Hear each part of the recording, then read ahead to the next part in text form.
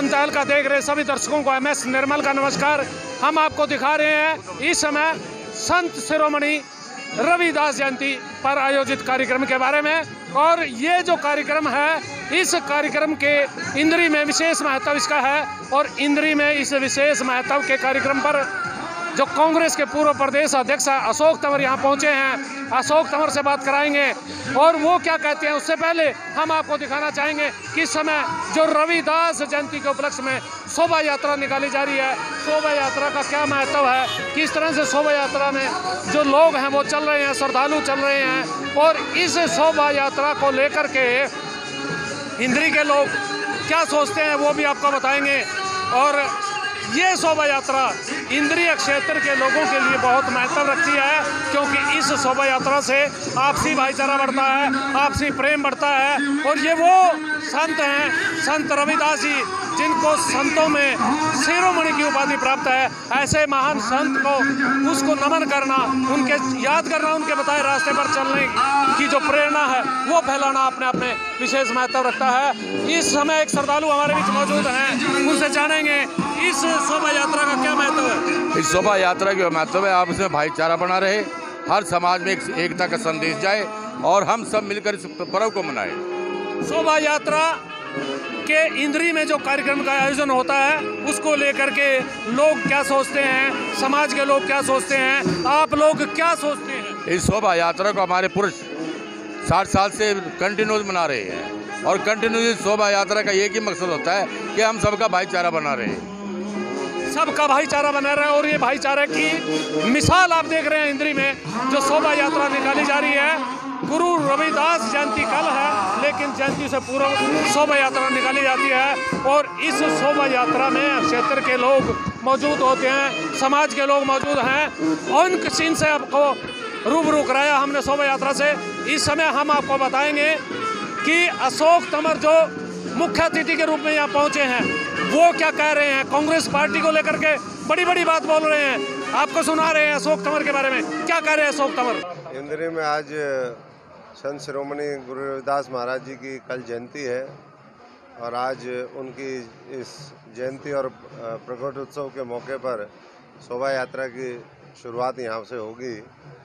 और इंद्री के हमारे सभी जो अनुयायी हैं, संत रविदास जी को मानने वाले, वो हर साल ये भव्य कार्यक्रम करते हैं। भंडारा भी होता है, शोभा यात्रा भी होती है और कल जन्म जयंती का पर्व पूरी दुनिया के अंदर और देश के अंदर, हरियाणा के अंदर बड़ी धूमधाम से मनाया भी जाएगा।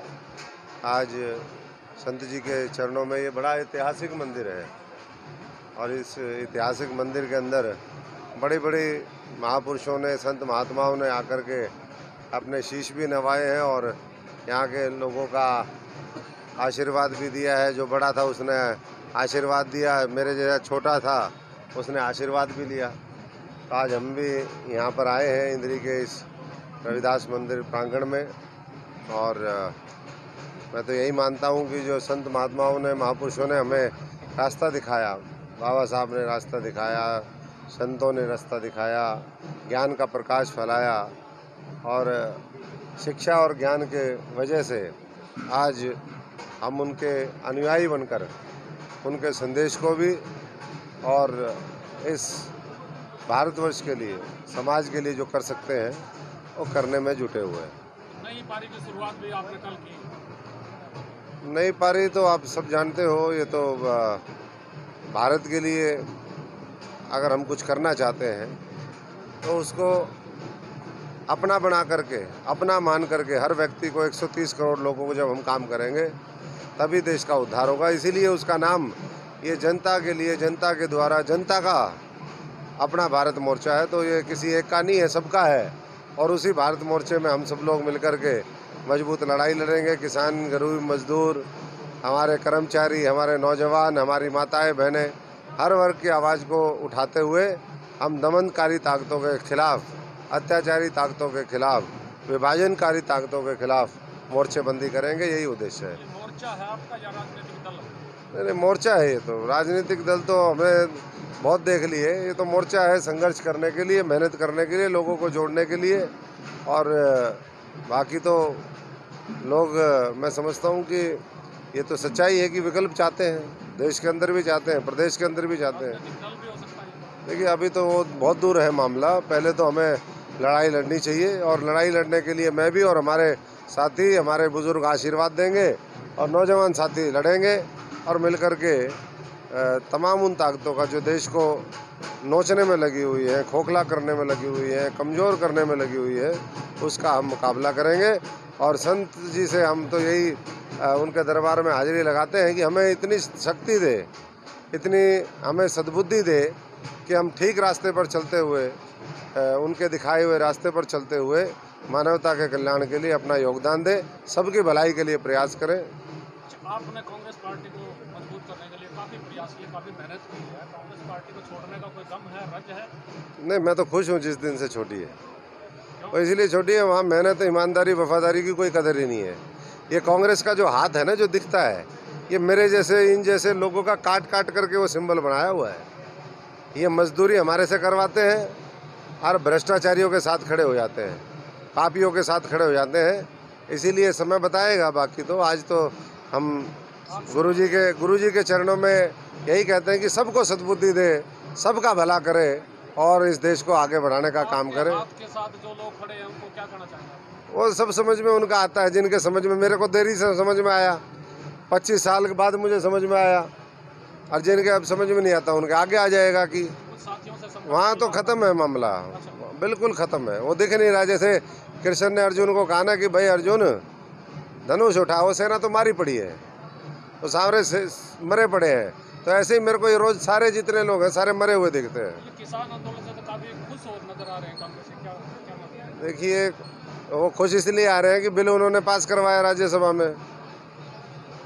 जितने सारे बिल हैं ये कौन पास करवाते हैं? यही तो पास करवाते हैं पूंजीपतियों से साठगांठ करके उनकी मदद करते हैं देश को। किसानों के साथ खड़े क्या नकली काम कर रहे हैं? कहाँ खड़े हो किसानों के साथ? किसानों के साथ खड़े होते तो किसानों की जगह मोर्चा उनका होता। किसान तो वोट दे देता है, मजदूर वोट दे देता है, आमजन वोट दे देता है, ये सोच करके कि ये लोग संसद और विधानसभाओं में हमारी लड़ाई लड़ेंगे, आवाज़ उठाएंगे। ये कहाँ उठा रहे हैं? इसीलिए तो आज मजबूरी में पंजाब, राजस्थान, पूरा देश, उत्तर प्रदेश, हरियाणा, उनको बॉर्डर और मोर्चे संभालने पड़ रहे हैं देश के अलग अलग कोने में। ये काम उनका नहीं था, ये विपक्ष का काम था जिसको उन्होंने नहीं निभाया।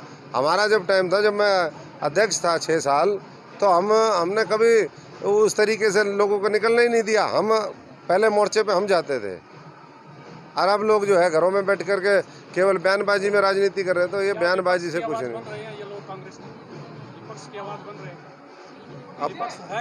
अपनी अंदर की आवाज़ तो वो उठा नहीं सकते। अंदर तो आंतरिक लोकतंत्र खत्म है, तानाशाही अंदर है। तो सिस्टम के अंदर खुद पहले बहुत गिरावट आई हुई है।